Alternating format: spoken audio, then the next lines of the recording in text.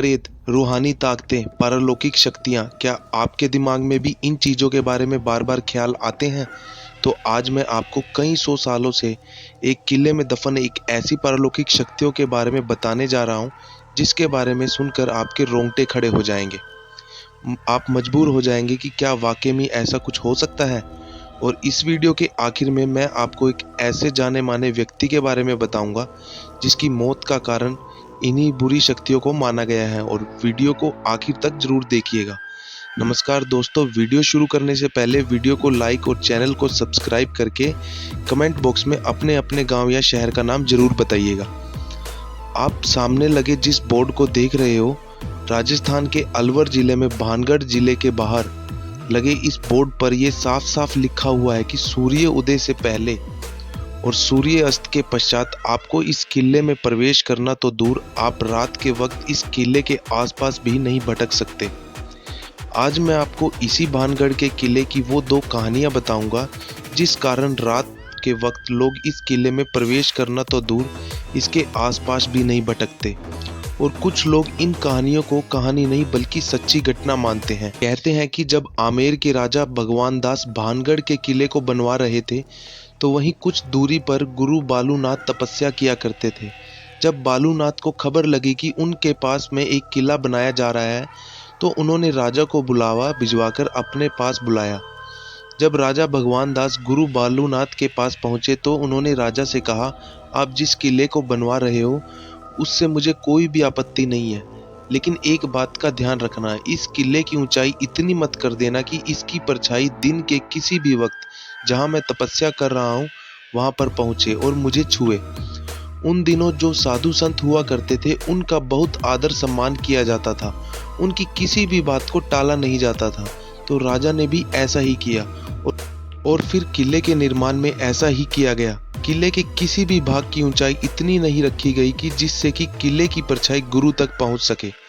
इस बात का ख्याल अगली 2 पीढ़ियों तक तो रखा गया, लेकिन उसके बाद जब तीसरी पीढ़ी ने भानगढ़ की गद्दी संभाली तो उन्होंने इस बात को गंभीर न लेते हुए गुरु बालूनाथ की चेतावनी को अनसुना कर दिया और उन्होंने कुछ स्थानों का पुनर्निर्माण करवाया, किले को और ऊंचा करवा दिया और आखिर किले की परछाई गुरु बालूनाथ तक पहुंच जाती है।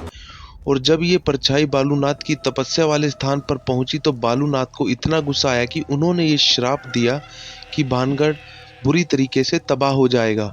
और उसी दिन के बाद भानगढ़ पर दुखों का पहाड़ टूटने लग जाता है। और यह भी कहा जाता है कि 1717 में भयंकर अकाल आया था, जिसमें मरने वालों का आंकड़ा करोड़ों में था, जो गुरु बालूनाथ के श्राप की वजह से आया था। और आज तक यहाँ पर इस श्राप का असर देखने को मिलता है, जिस कारण से लोग इस किले में रहना तो दूर, इसके आसपास भी भटकना नहीं चाहते। लेकिन दूसरी कहानी उस राजकुमारी की है जिस पर लोगों को सबसे ज्यादा विश्वास है, और इस खौफनाक कहानी के कारण ही लोग इस किले को भूतिया शैतानी किला कहते हैं। जब ये किला खुशहाल था तब यहाँ पर एक राजकुमारी रहा करती थी जिसका नाम था रत्नावती। राजकुमारी रत्नावती बेहद खूबसूरत थी। राजकुमारी की खूबसूरती के चर्चे दूर दूर तक फैले हुए थे। इस कारण हर दिन अलग अलग राजाओं के शादी के संदेश राजकुमारी के पास आया किया करते थे। लेकिन इन राजाओं के अलावा एक और शख्स था जिसकी नजर थी राजकुमारी रत्नावती पर। एक दिन जब उसका नाम था तांत्रिक राजकुमारी को एक तांत्रिक था, तब से सिंधिया तांत्रिक राजकुमारी के लिए पागल सा हो जाता है। सिंधिया तांत्रिक राजकुमारी को पाना चाहता था, लेकिन सिंधिया तांत्रिक जानता था कि वो सीधे तरीके से राजकुमारी को नहीं पा सकता था, क्योंकि कहाँ शमशान में रहने वाला सिंधिया और कहाँ महलों में रहने वाली राजकुमारी रत्नावती। तो सिंधिया तांत्रिक ने राजकुमारी को पाने के लिए एक ऐसा तरीका अपनाया जिसने उस क्षेत्र का नाश कर दिया।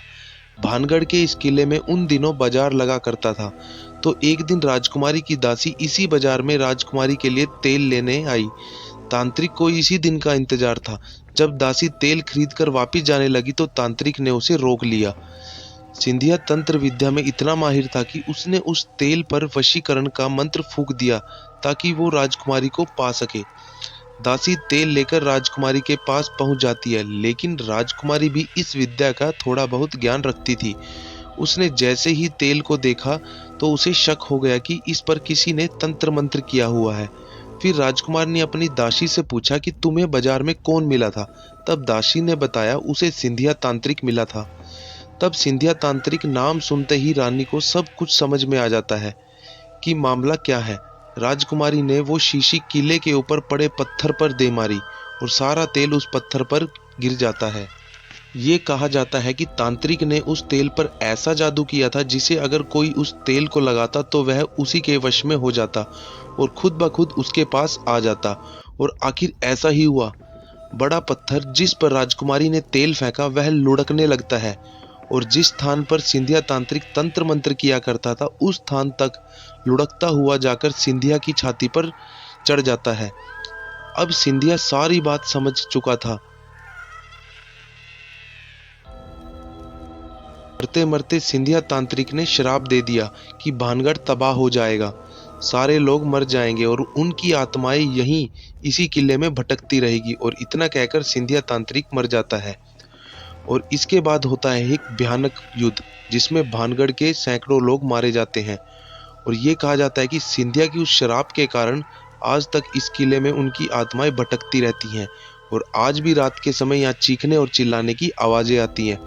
दोस्तों, ये तो थी वो घटनाएं जो पारलौकिक घटनाओं से जोड़कर देखी गई, लेकिन इन सब के अलावा एक कारण और भी है जिसकी वजह से यह मानना पड़ा कि उस किले में कुछ ना कुछ गलत तो जरूर है जो लोगों के लिए खतरनाक साबित हो सकता है। किले में रात के वक्त लोग चले जाते थे जो जगह जगह पर इस किले को खोदने लगते थे।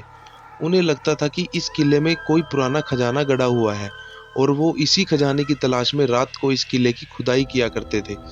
उस वक्त इस किले में रात के वक्त आपराधिक गतिविधियां होने लगी थी और इन्हीं आपराधिक तत्वों के कारण इस किले में रात में प्रवेश वर्जित हो गया था।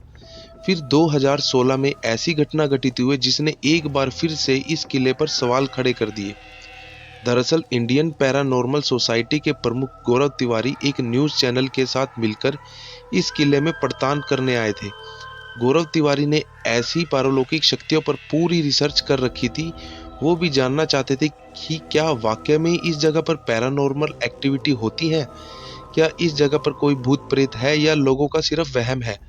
लेकिन इस किले की पड़ताल करने के कुछ समय के बाद 7 जुलाई 2016 को उनके अपने घर में बड़े ही रहस्यमय तरीके से मौत हो जाती है और इस मौत का कारण कई न्यूज़ चैनल इन्हीं शैतानी शक्तियों को मानते हैं।